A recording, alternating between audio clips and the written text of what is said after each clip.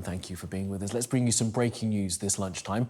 A next-generation vaccine for coronavirus has been approved by the UK medicines regulator. The adapted COVID vaccine made by Moderna targets two different variants: the original virus from 2020 and the Omicron variant.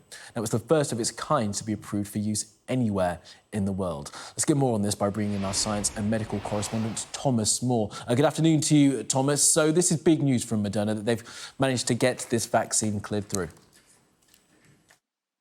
Yes, this is approval by the UK medical regulator that shows that this two-pronged approach to COVID, that the vaccine is safe and effective based on the trial data so far, elicits a strong immune response to Omicron. And we know from the existing vaccine against the original COVID virus that it was less effective against Omicron, and that has resulted in increasing levels of disease, still protecting to a very large extent against hospitalization and serious disease, but still allowing people particularly to become reinfected, and that has been an issue which has led to multiple waves of Omicron over recent months. Now, the hope is that by having a two-pronged approach, that this vaccine contains elements of both the original COVID virus, but also some from Omicron too, that you would be able to protect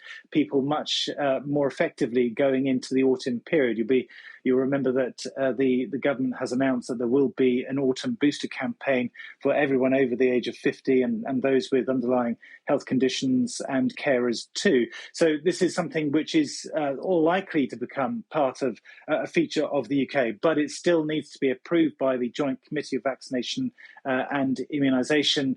They will look at this data, see whether it's worth swapping from the old vaccine to this new one, as indeed the European Commission has already done.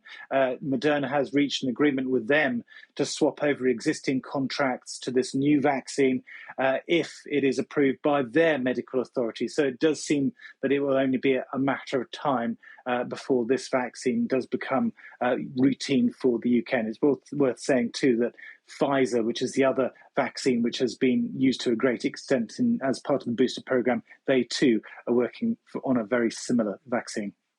Fantastic stuff. All right, Thomas, more from you, I'm sure, throughout the day. Thank you for that for now.